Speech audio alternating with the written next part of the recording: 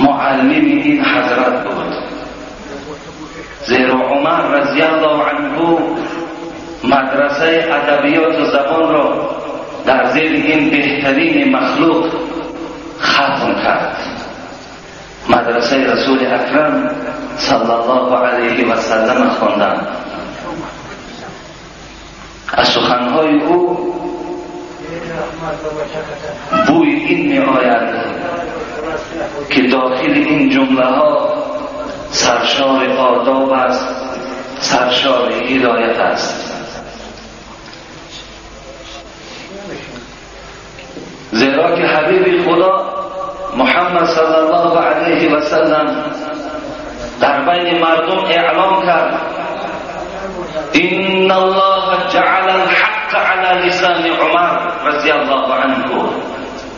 اعلام کرد حبیب خدا که ای مردم آگاه باشید که خداوند حقیقت را در زبان عمر جاری کرده است. این جمله‌ای که الحال من برای شما میخوانم از زبان همان شخصی هست که حبیب خدا او را در بین مردم معرفی کرد و مردم او را شناس کرد. این جمله چه معنی دارد؟ و این جمله را این حضرت از کجا آموخت؟ این از درس های خود حبیب خدا بود. حبیب خدا از کجا آموخت؟ اعوذ بالله من الشیطان الرجیم و ما ینطق عن الهوى ان هو الا وحی یوحی. این محمدی که در بین شما ببینید، این محمدی که در بین شما سخنرانی میکند، الله میگوید آن چیزی که میگوید سخن او نیست، بلکه او وحی هست از جانب ما با رسول اکرم صلی الله علیه و سلم. چی گفتند؟ لو ان الشکر و صبر بعیران ما بلیت ایهما رکبت. اگر گفتن خداوند شکر را و خداوند صبر را به جسم مبدل میکرد، یعنی مثل شتر میگردانید، اگر در کدام از این من سوار میشدم به مقصد خودم میرسیدم. من برای شما بیان عادی کردم، بیان ساده کردم که اگر خداوند آن شکری که ما میگوییم خدا را شکر یا آن صبری که ما و شما داریم، حضرت گفتن اگر خداوند حمید را به اشتر مبدل میگردانید و نام یکی این را صبر و نام دیگری او را شکر میگذارید، اگر در بالای کدام از این من سوار میشدم به مقصود خود میرسیدم. اگر ما همچنان سخنرانی حضرت گوش اندازیم، فکر میکنیم که شاید حضرت عمر صبر نداشتند، شاید حضرت عمر شکر نداشتند.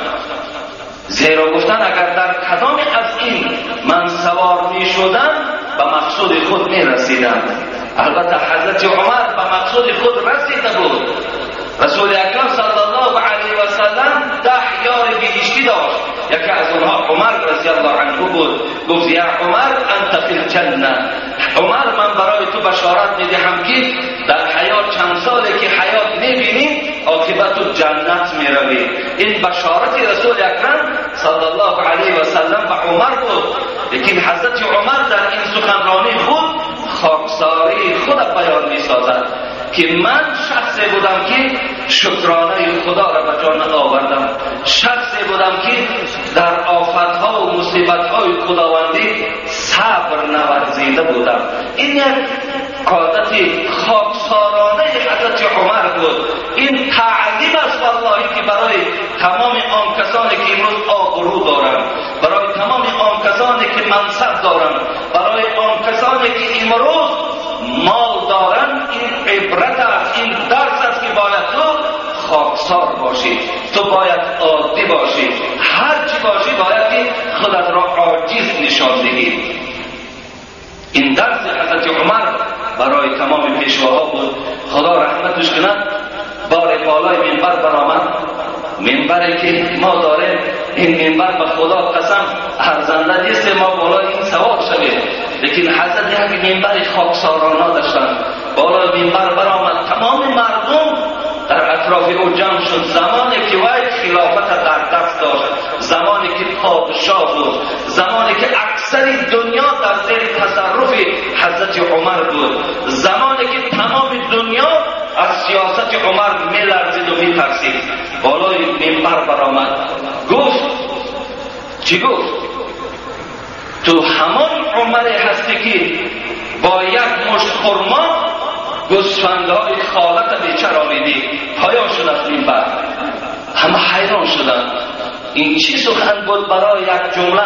تمام این قدر انبوه مردم را جمع کردند.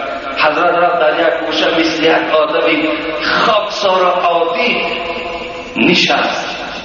کسی دلاور نمیشد پیش عمر آید. حضرت عبدالرحمن ابن عوف از جای خود خیست آمد و عمر گفت مردم در تعجب افتادند، میخواهند که این جمله تو را فهمند. این سخن تو چی معنی داشت؟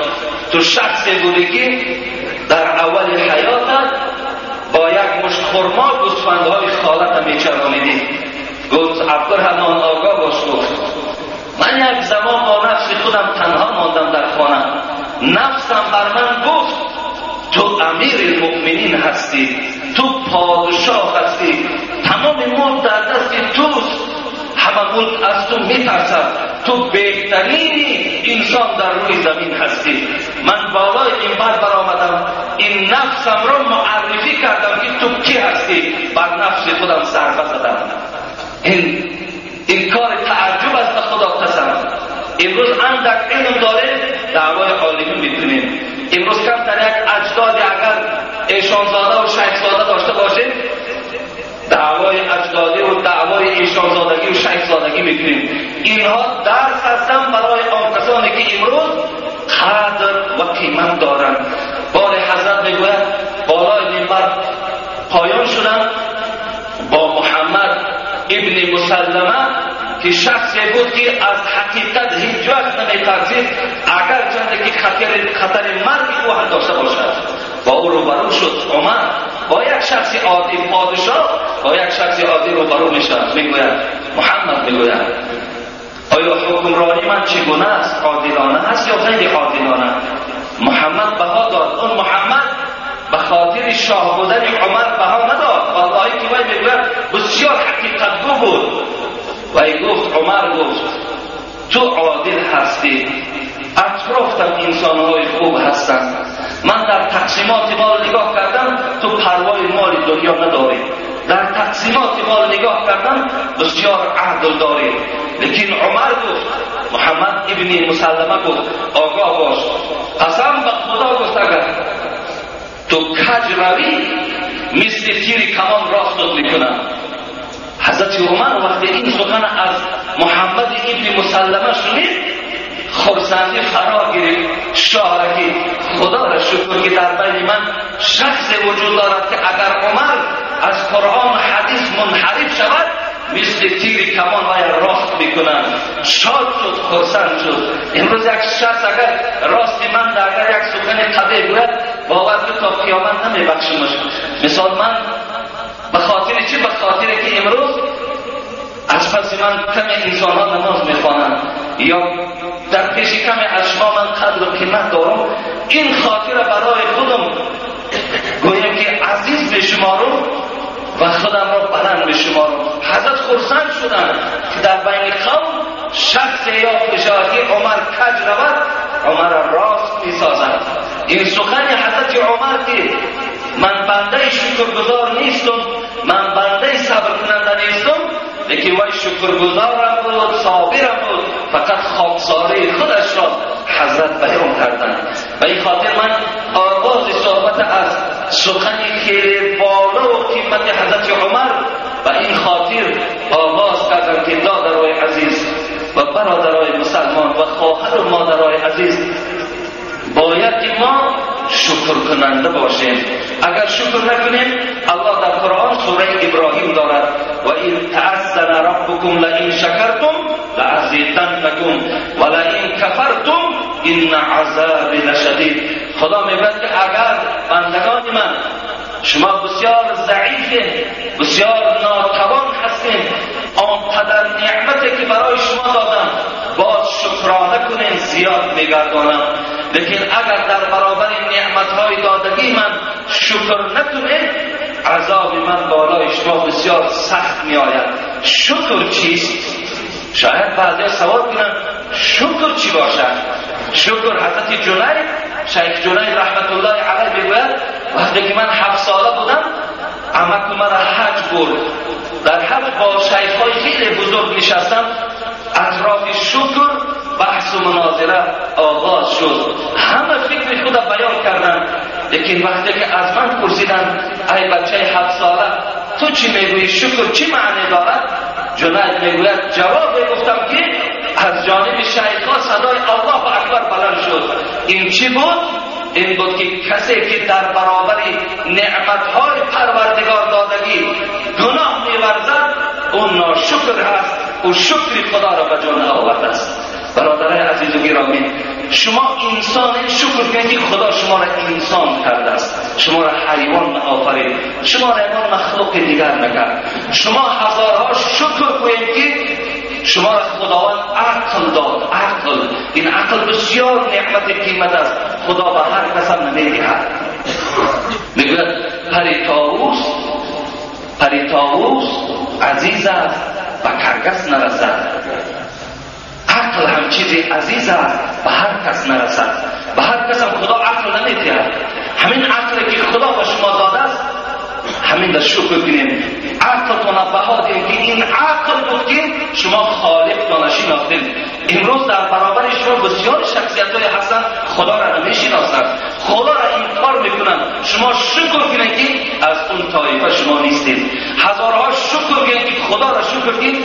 عقل و خدا و هدایت شما را به مسجد آورد.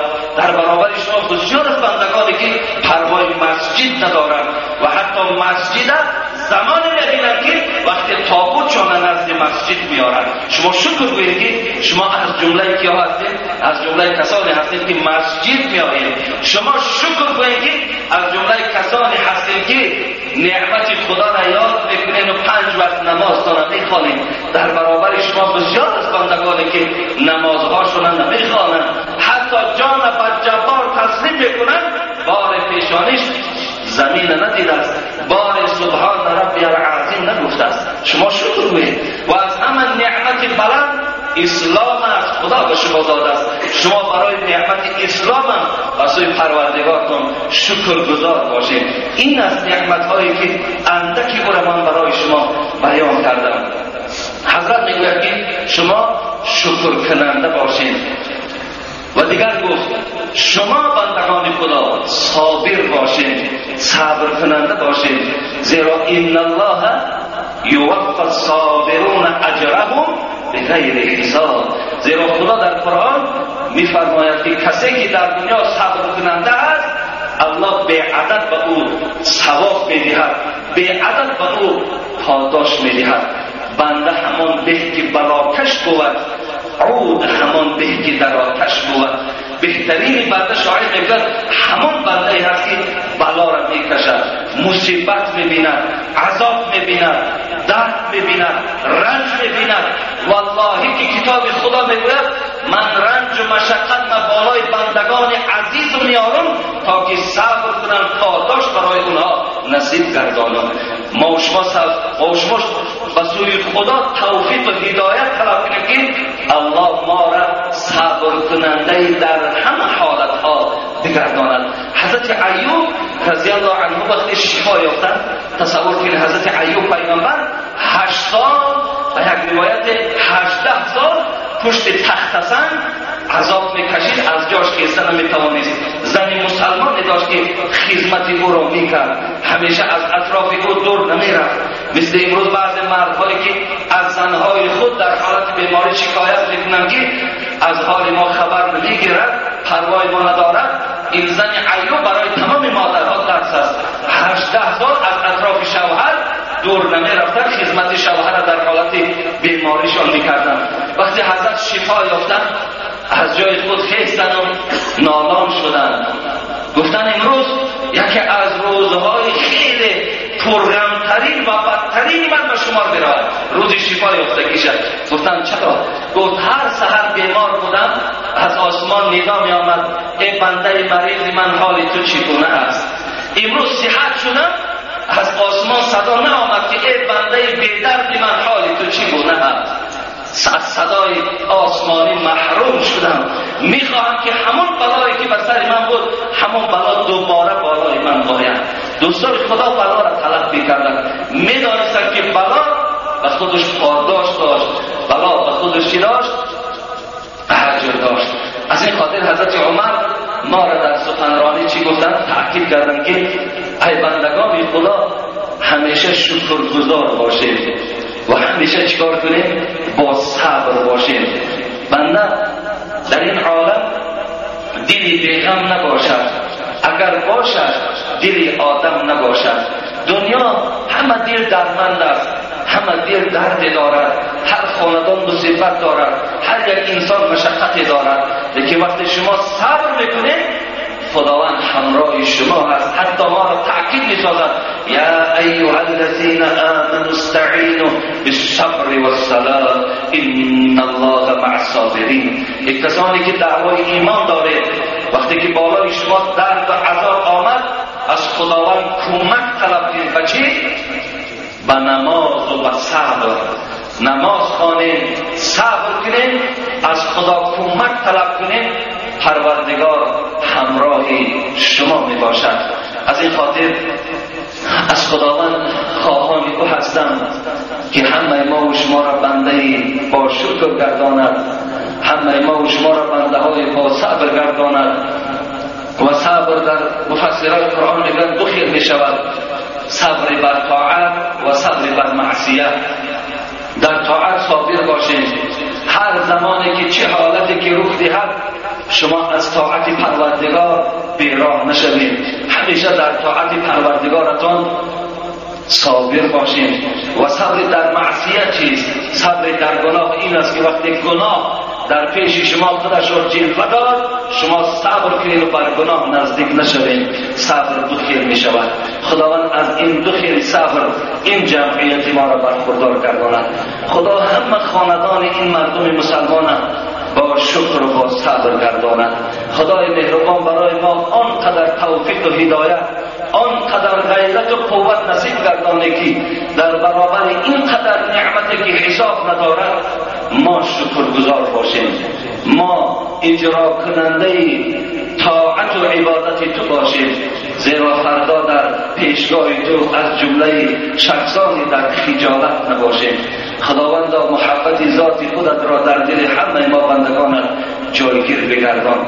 خدایا حیبت و تعزت را در دل ما خدایا جایگیر بگردان. خدایا محبت رسول اکرم، محبت ابوبکر، محبت عمر، محبت عثمان و علی رضی الله عنهم را در دل همه ما بندگانت خدای جایگیر بگردان.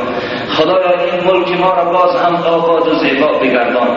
خدایا همه ناآرامی ها و همه فتنه ها و ناخوشی ها را از این دیار ما، از این ملک ما، از تمامی ممالک اسلامی خدایا برداشته بگردانی. خدایا تمام آن بندگانی که برای بهبودی این دیار، این جمعیت سعی و کوشش ها دارند، خدایا همگی را در حفظ امانت نگه دارید. آمین یا رب العالمین.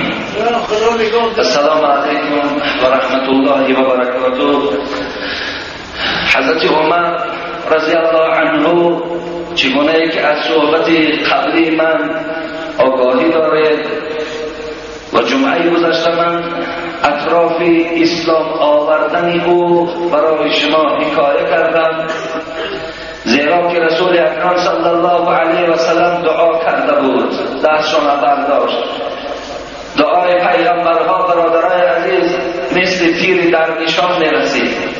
دعا میکرد اللهم اعز الاسلام باحب هذین الرجلین ابی جهل ابن هشام او عمر ابن الخطاب.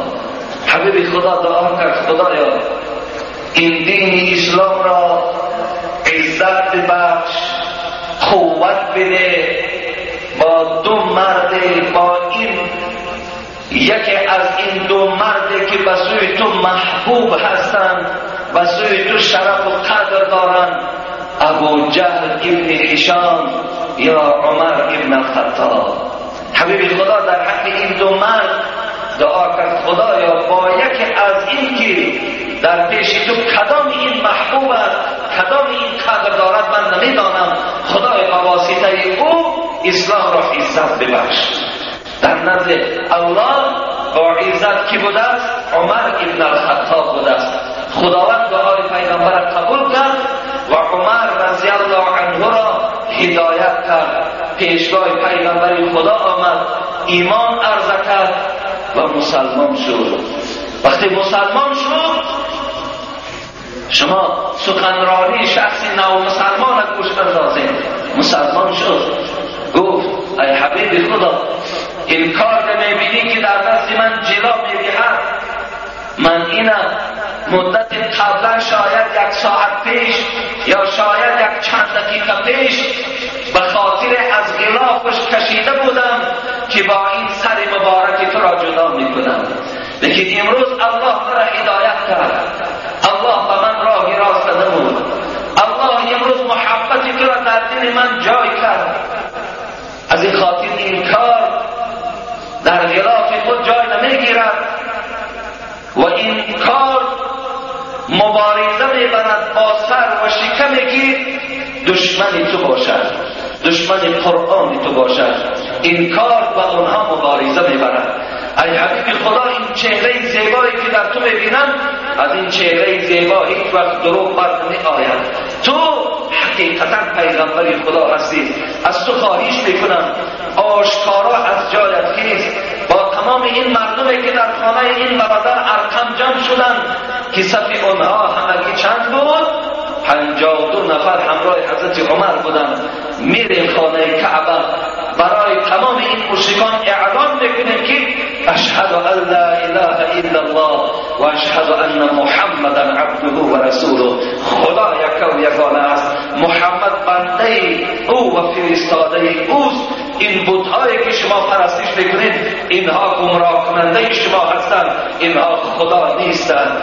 حضرت عمر وقتی که این پیشنهاد کرد، حبیب خدا پیشنهاد عمر را رد نکرد. از همان روز اسلام عزت یافت، از همان روز اسلام آشکارا شد. برابر حضرت عمر حضرت حمزه اما که پیغمبر خدا هم راهنمایی میکردند.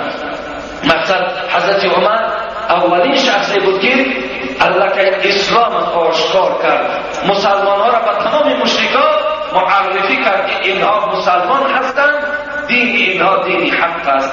اولین شخصی بود که امیر المؤمنین بود، اولین شخصی بود که حساب قمری هجری را جاری کردند، اولین شخصی بودند که قرآن برای جمع کردن شروع کردند، اولین شخصی بودند که قاری های قرآن مکافات میدادند برای خوش آوازشان، برای چند پاره زیاد از یاد کردنشان. اولین شخصی بودند که مجلس های سروران قاضی ها و میرهای شهر جدا کرد از مردم، آنها را آزاد در پناهگاه بردن مجلس میداد. اولین شخصی بود که نماینده های دین در جهاد پیش میمان، مردم از قفای اونها میمان. اولین شخصی بودند که آینه های کم بضاعت یاردن پولی میدادند. اولین شخصی بودند که گهواره پولی را جدا کردن. ببینید اولین شخصی بودند که بچه های مسلمان دعوت بر عسکری کردن، گفتن رفتن 2 سال یا 3 سال برای وطن تا خدمت میکنید. همه اینها سنت های حضرت عمر رضی الله تعالی عنه بودند. برادرای عزیز و برادرای خیلی گرامی، حضرت عمر در برابر این بسیار خدا ترس بودند، اونقدر از خدا میترسیدند که تمام جوارح او، تمام وجود اعضای او از پروردگار در لرزه بودند. امروز بنده های خدا اینقدر بی‌پروا هستند. مثل که من یک خدا ترسی ایشان برای شما بیان کنم. حضرت میگوید بار نماز عصر بود، این روایت بچه او عبدالله ابن عمر میکند، میگن ما نماز عصر خواندیم، لیکن حضرت عمر در نماز عصر اشتراک نورزیدند. وقتی که سبب او را پرسان کردیم و وقتی که نزد حضرت عمر رفتیم، حضرت عمر در گریه دیدیم و در یک غم و اندوه دیدیم. گفتیم چرا در نماز جماعت اشتراک نکردیم؟ گفت همون باغ خرمایی که داشتم وارد باغ خرما شدم و درخت‌های زیبای خود نظر کردم و میوه‌های او نگاه کردم، نوده‌های او را کم و راست می‌کردم. یک زمان نگاه می‌کنم که وقتی نماز عصر جماعت گذشته است. این باغ سبب شد ما نماز جماعت عصر ترک کردم. و این خاطر مردم مسلمان آگاه باشه که این باغ را من به تمام مردم فقیر بخشیدم. از این روز اعتبارا این باغی که من از او زندگی من پیش رفت برای شما بخشیدم.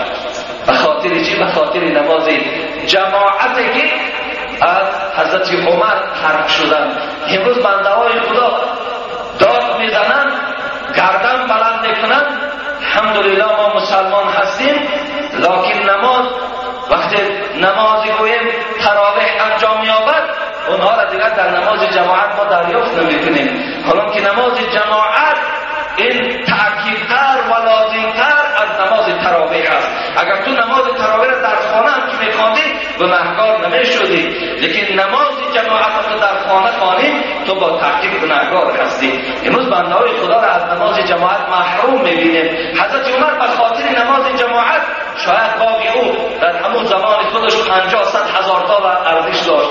او زندگی او از حساب باغ بود، زندگیش بخشید برای یک خاطر نماز عصر. خدا رحمت کند پیرو حضرت عمر حاتم عصم بود، خدا رحمت چون کند. میگد فاتتنی صلاة الجماعه، ببین نماز عصر بود یا شام بود از حضرت حاتم عصم ترک شد. خب میگوید که فعزان ابو اسحاق البخاری، حاتم عصم میگوید رفیق داشتم در داخل مسجد، همش رفیقم بود، لیکن ابو اسحاق بخاری رو بروی من آمد و من که در نماز عصر اشتراک نداشتم چی گفت؟ این لله و این الیه راجعون.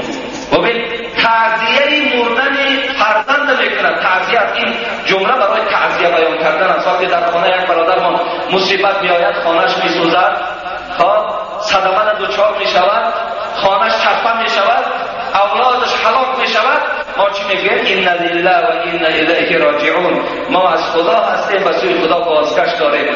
حضرت ابو اسحاق برای فوت نماز جماعت حاتم عصم همین آیت قرآن در روی حاتم عصم گفتند. حضرت حاتم عصم میگوید من این تعزیه ابو اسحاق بخاری را قبول کردم زیرا حق این جمله بود، زیرا من در این مصیبت گرفتار بودم. لیکن حضرت زمان خودش بیان کردن، چی گفتن؟ لو مات لی ولدون لعزان اکثر 10,000. ببین لما لی ولدون، حضرت حاتم گفتن دیگر مردم خواب بود، گفت دیگر مردم نمیپرسد که تو در کجا بودی. مثل امروزه ولی جماعت به یک طرف نماز نمیخوانیم، ارواح نماز نداریم، یک تمان نمیپرسیم که برادر عزیز نماز بخوان و تو بنده خدا اینقدر نعمت خدا داده، نماز نخوان و قتل نمیکند وای هلاک نمیسازد. لیکن تو همچی یک مسئولیت بندگی و رفیقی و مؤمنی تا اجرا میسازی.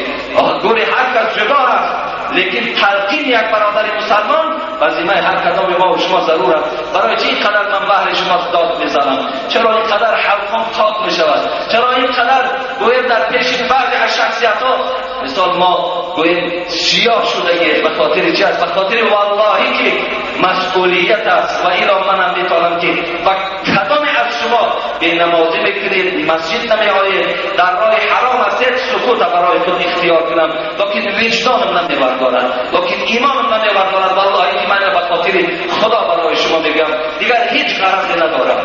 و شما هم وظیفه‌دار هستید، خواهرها وظیفه‌دارند، مادرها وظیفه‌دارند که دخترها و همسایه‌ها و دوگانه‌های خودشان دعوت به نماز کنند، دعوت به سوی خدا کنند.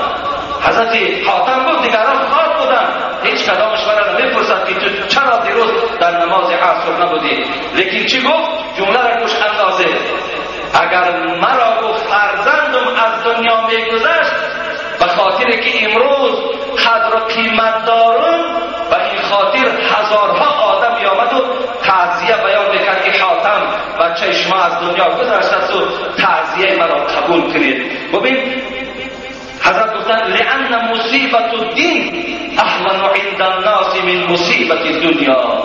برای چی که در فرزندم تعزیه بیان میکنن غم میخورن، لیکن در نماز نخواندن در جماعتم غم نمیخورن. زیرا که گفت امروز مصیبت دین در نزد مردم از مصیبت دنیا پستر شده است. امروز گویا مصیبت دنیا از مصیبت دین دیدن بالاتر است. خدا رحمت کنه شرف الدین صاحب 4 کتاب چی میگوید؟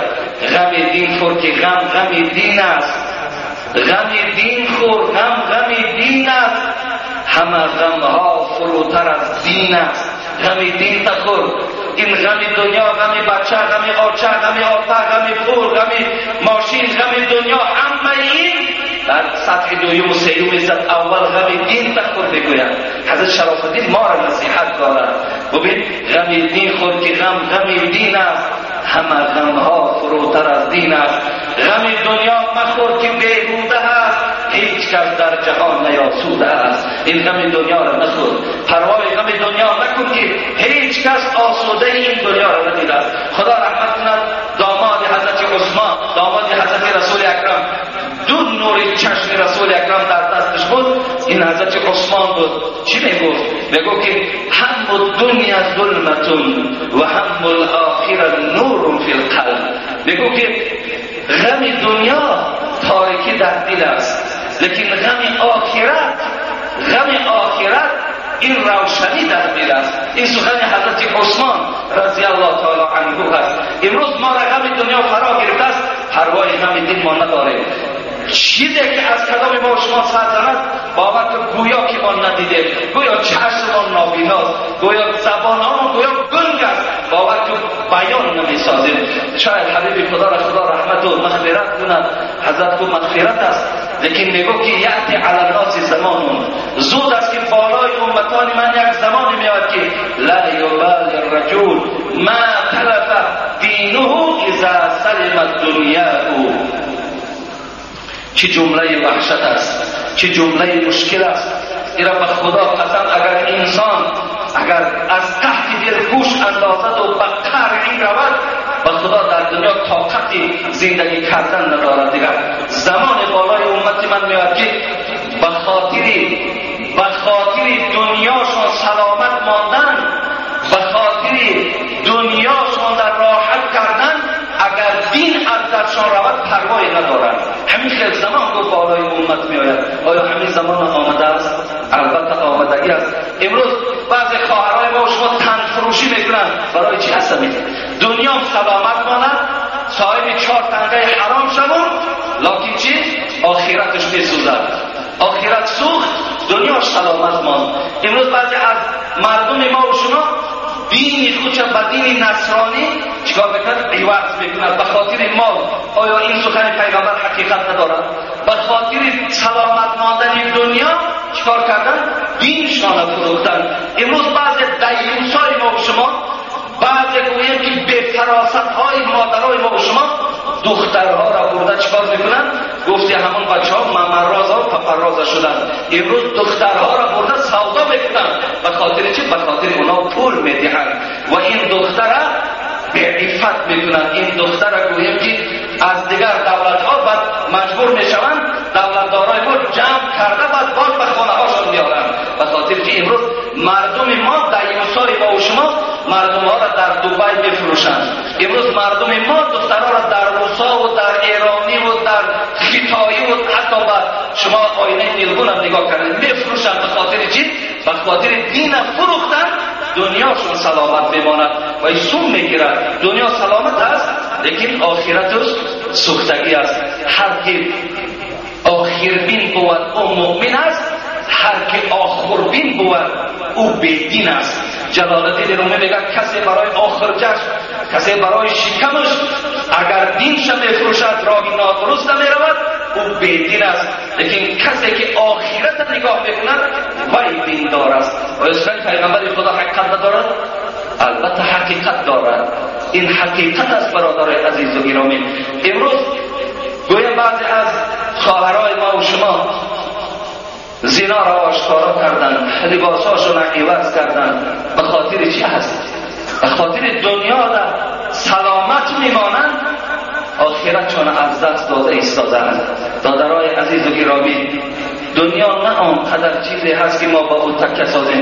من به این سخنها فکر نکنید که مهر دنیا و محبت دنیا را در دل شما کشتنی هستند. نه، شما دنیاتان را آباد کنید، شما زندگی کنید، صاحب خانه شوید، صاحب کارخانه شوید، تاجیکستان باز از این دفعه زیبا کنید. لیکن به خاطر دنیا دین تان نفروشید، به خاطر دنیا تان شده آخرت از دست ندهید. تو را دنیا همه گوید شب و روز. خدا رحمت کنه حضرت سعدی را گوش اندازید. تو را دنیا همه گوید شب و روز، که حال از صحبتم پرهیز پرهیز. دنیا شما را فریاد میزند، گوش ها ما نمیشنود. میگوید ای بنده خدا دنبال مرا سرده، این خیل تو بر این جوانم میلیون هاش زیر خواب کردم، دنبال من نگرد، برای من شده از دین و از دیانت و پشت نگردان. که هم از صحبتم بگریز بگریز. ما را میگوید بگریز از صحبت من، بگریز مده خود را فریب از رنگ و بویم. بسیار رنگ خوب دارم، بسیار بوی خوب دارم، بسیار شیرین هستم.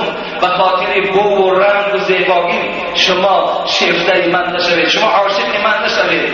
مده خود را فریب از رنگ و بویم، که هست این خنده من گریه آمیز. اینجا در میخندانم، اینجا در قهقه میزنی، اینجا در راحت میکنی، لیکن فردا گریانت میکنم، فردا داد میگوی، دیگر پس او خنده ندارد، دیگر گریت ابدی میماند.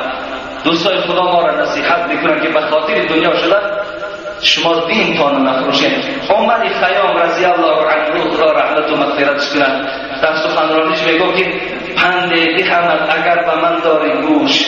عمر خیام خدا رحمت جان کنه داره بعض می فروش ها و می نوش ها عمر خیام سردفتر خود جان قرار دادن.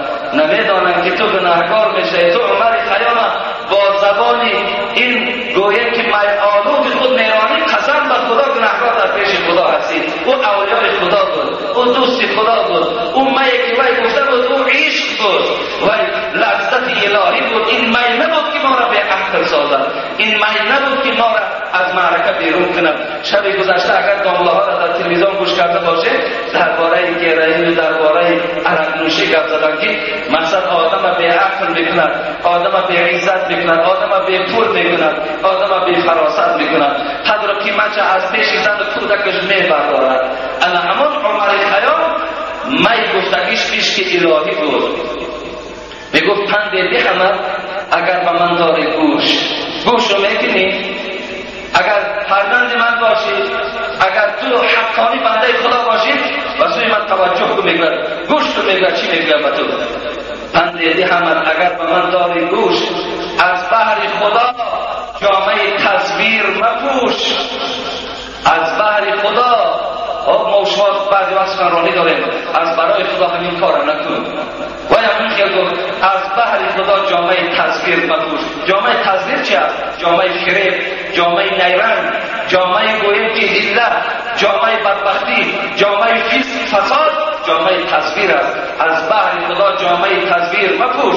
ببین دنیا همه ساعت و عمر تو دمه، از بحر دمه عمر عبد را مفروش.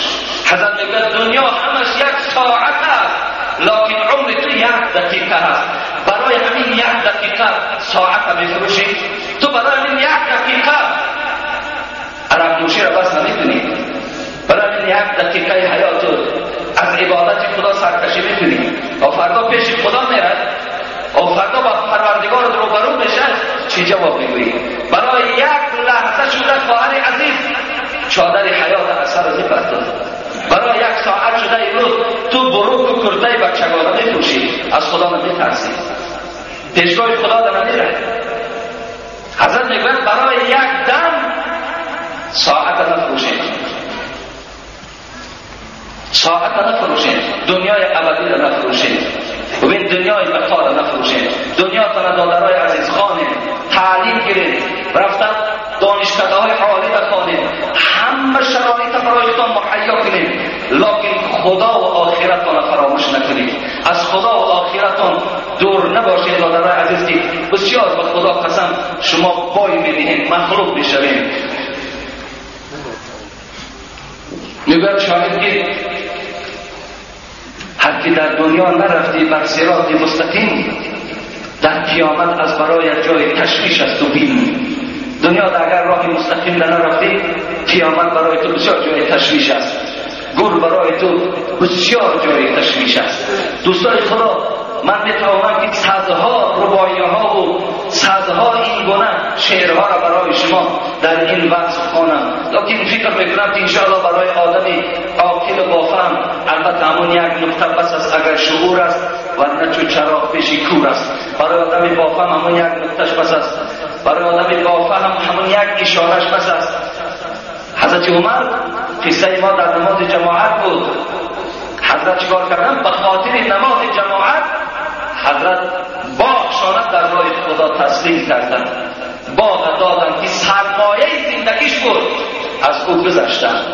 لیکن چیکار کردن؟ دنیاشان آخرتشان سلامت گذاشتن.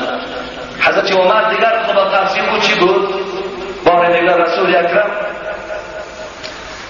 خبر آمد که ای حبیب خدا به خانه ماریه کبتیه برو که ابراهیم فرزند در حالت جان دادن است. آخران فرزند رسول اکرم ابراهیم بود، از ماریه کبتیه بود. رسول اکرم به شنیدن این سخن خیلی ناراحت شد. عمر ابراهیم از شش ماه بالا نبود، کودک بود. رسول اکرم صلی الله علیه و سلم میگوید دوان به خانه ماریه کبتیه آمدند. دخل نبی صلی الله علیه و سلم علی ابن ابراهیم و هو یجود بنفسه. جان میداد. پرنده اجل در بالای سر حضرت ابراهیم فرزند رسول اکرم پرواز میکرد.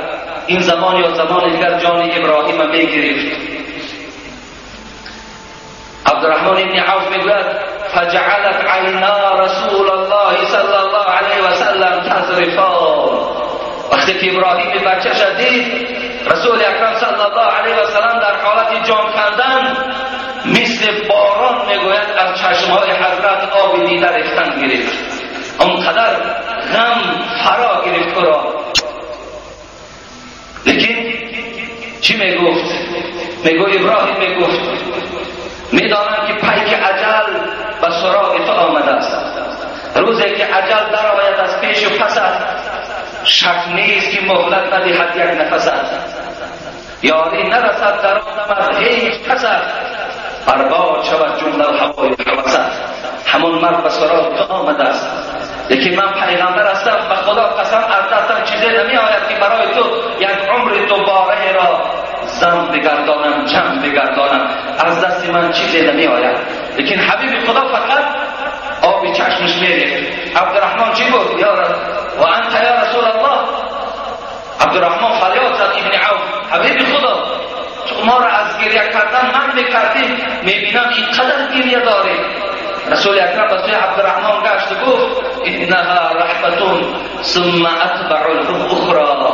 حضرت میگوید گفت که عبدالرحمن گفت خدا رحمتت کنه، اینهایی که از چشم من میریزد اینها گو رحمت هستند. باز گریه را حضرت دوام دادن، باز گریهشون را دوام دادن. لیکن چی گفتن؟ گفتن این العین تدمع والقلب یحزن ولا نقول الا ما يرضي ربنا وان لفراقك يا ابراهیم لمحزونون. رسول اکرم صلی الله علیه و سلم گفتن بله، گفتن چشم آب میریزد، دل غم میخورد، لیکن آن چیزی که به زبان میرانم آن چیزی هست که از این سخنهای من پروردگارم راضی هست. و این گریه که من دارم این به خاطر جدایی از فرزند آخران خود ابراهیم می باشد. این گریه من گفت به خاطر این است. گفت من در زبان خود نه آن چیزی را میرانم که پروردگارم غضب کند. مثل که امروز معرکه های ما را مادرها و خواهران به گریه و به نغمه و به غزلخوانی و به این قناعت نکردن به نوحگری آرا و تارا بدهند. اینا با خدا جنگ میکنند، اینا ناراضگی در حکم خدا بیان میکنند. من برای تمام مادرها و خواهران، برای تمام آن کسانی که این عملهای نادرست اجرا میکنند برای شما خبردار میسازم. حبیب خدا میگوید این المیت یعذب فی قبره بما نیح علیه. کسی که در قبر گذاشته میشود بالای او اگر سخنهای داد و واویلا گفته شده باشد یقینا به خاطر این سخنها خدا را عذابش میکند. شما میخواهید که در عذاب خدا رو برو شوید، گریه برای شما گریه کنند، لکن جمله های نادرست به زبان نگوید. تو رفتی ما را با کی ماندی؟ تو رفتی ما چیکار میکنیم؟ توی پاهات دراز کردی، تو زیر خانه ما بودی، آخر دیگر ما چیکار با کی تکیه کنیم؟ این جمله ها کفرن برادرای عزیز و گرامی. این پیغمبرها گذشتن فرزندای ما چیکار کردن؟ این قدر دوستای خدا گذشتن اونا 40 حیات به سر بردن. خالق الله هست، رازق الله هست، همش الله هست.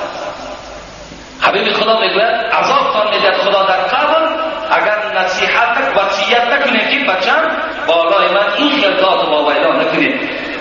حتی رسول اکرم صلی الله علیه و سلم در حدیث‌های مبارک میگفت که لیس منا من ضرب الخدود و شق الجیوب و دعا بدعوى الجاهلیه. ببین از ما نیست و پیغمبر خدا کیها؟ آن کسانی که چهره هاشون میکنند، کرته هاشون میدرانند و داد میگویند مثل دوره های جاهلیت. اینا از امت من نیستند، اینا از شفاعت من محروم هستند. مادرای عزیز، من برای شما یک وعید سخت، خواهرای عزیز بسیارتر اینها این عملهای نادرست سر میزنند. حبیب خدا میگوید روز قیامت زنی که در دنیا النائحة اذا لم تتوب، ببین اگر زنی نوحگری که در دنیا توبه نکرده از دنیا گذرد، تقام یوم القیامت علیها سربال من قطران.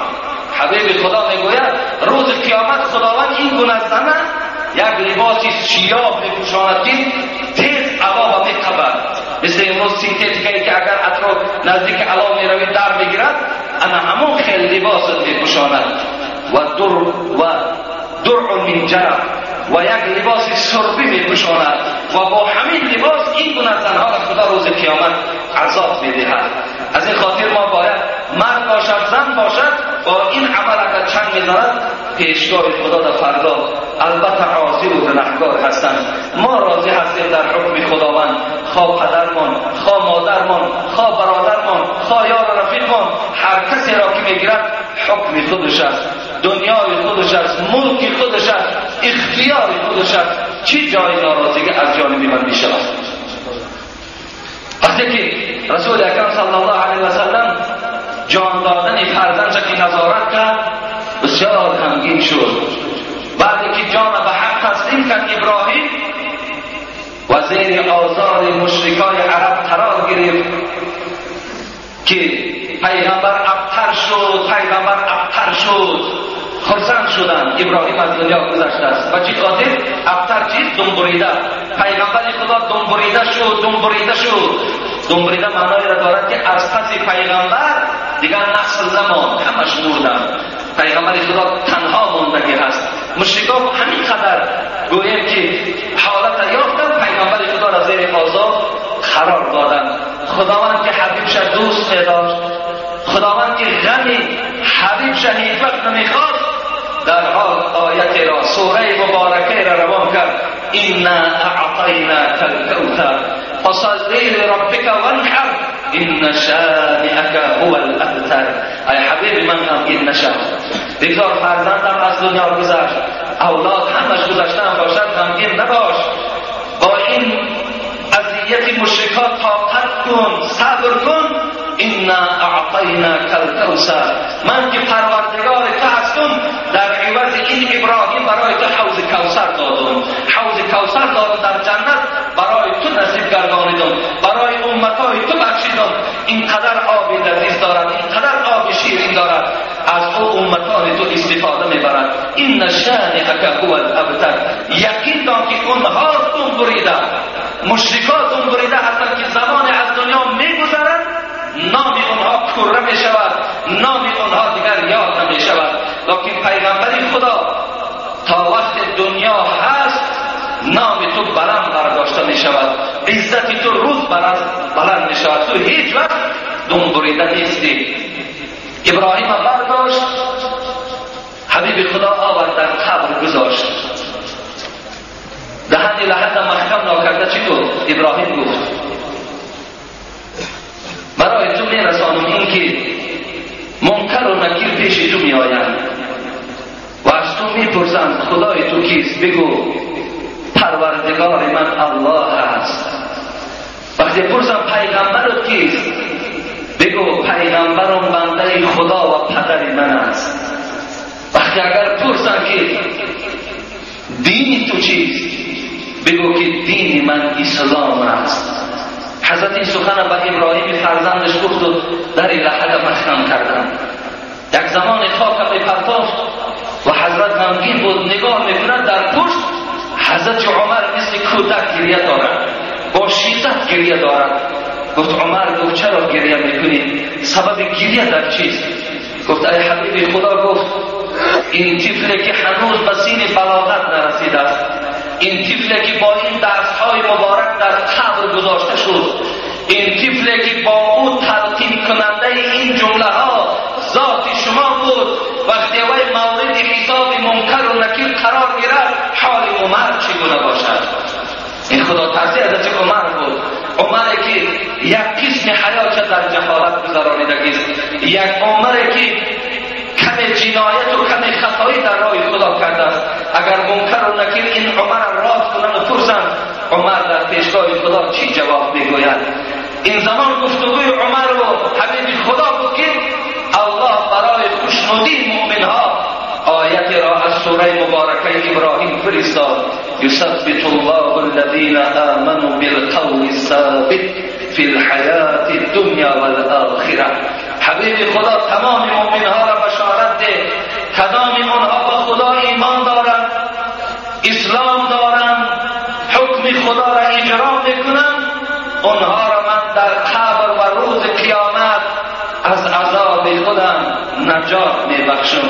آنها هیچ وقت در عذاب و در سوال منکر و نکیر هیچ وقت گویم که عاجز نمیمانند. آنها البته سربلندانه از این سوال منکر و نکیر، از این عذاب قبر نجات میابند. این صحنه هایی بودن که از طرز حضرت عمر رضی الله عنه بود. حضرت یک خصلت خوبش همین بود، شبها میگشت، کوچه ها میگشت، میترسید که فردا پیش خدا رو اگر خدا پرسد در حق خلقت رعیتت آیا عدل انصاف کردی، من چی جواب میگویم؟ بار نبت آمد نزد دن تیریزه ای که یک زن بالای یک جایگاه 2 نفره پرداخته است، لیکن خودش تنها خواب است و بالای بسترش چی میگوید؟ میگوید کاش که شوهرم در پهلو میشد و با او در این جایگاه خوابم بازی میکردم، کاش که شوهرم در پهلو میشد و از بوی او و از خود او مرد من استفاده میبردم. چیکار کنم که امروز جایگاه من خالی هست؟ چیکار کنم که امروز شوهر من در جهاد است، درک و پیوی نیست؟ به خدا قسم، این زن گفته ایسادت، به خدا قسم از خدا میترسم و الا در این بستر خود آتش میزدم. مقصد از خدا میترسم و الا مردهای بی انصاف پر است، می آوردم امشب با شب گذرانی میکردم.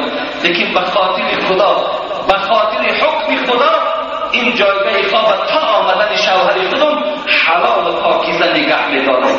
امروز زنای بعد از مردم ما و شما شوهرهاشون رسیه رفتن، شکایت ها در خدچه ها میان که با همسایه ها ساز گرفتن و بعض جوان های بی توفیق و گویم بعض جوان های بی انصافه که بیچاره شوهر او در مدت کار است با این زن بی انصاف و خیانتکار ساز گرفتن تا آمدن شوهر با او یک جای استراحت میکنن.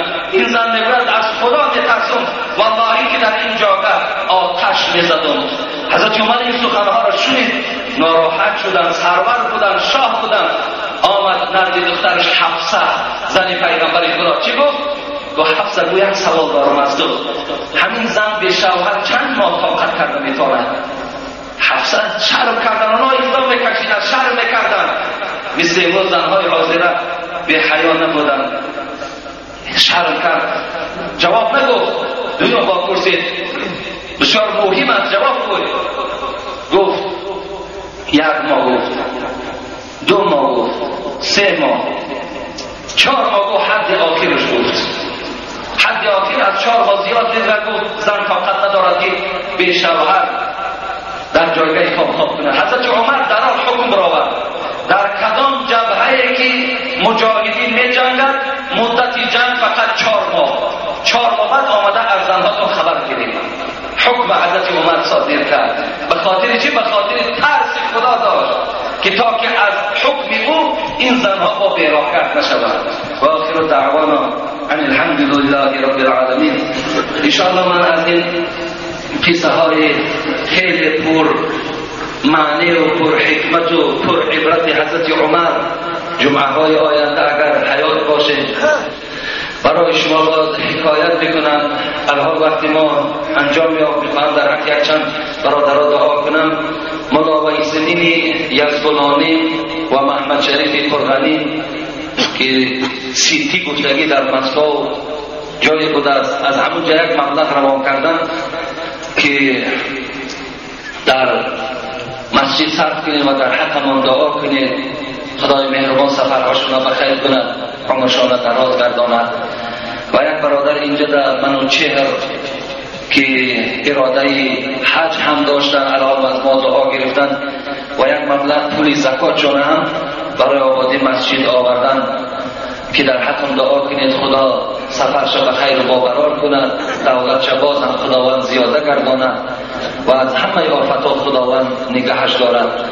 و دیگر برادرایی که صاحب زکات هستند توفیقشان دهد که امروز احتیاج داریم، امروز برای ما مبلغ لازم که آبادی مسجد ما سرعتش تیزتر شود.